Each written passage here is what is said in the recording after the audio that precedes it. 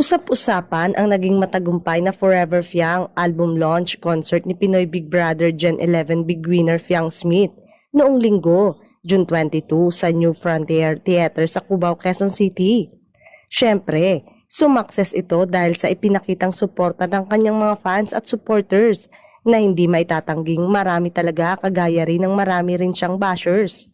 Isa nga sa mga nagba-viral sa social media ay video clips ng paghataw ni Fiang sa ilang hit song ni popstar royalty Sarah Geronimo, kagaya na lamang ng Kilometro.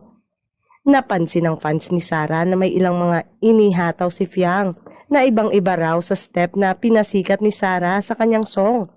Kaya naman, marami sa mga netizen ang nagtaas ng kilay sa mga nagsasabing si Fiang na raw ang pagpapasahan ni Sarah G pagdating sa pagiging song and dance royalty na kayang mag-perform habang kumakanta at sumasayaw.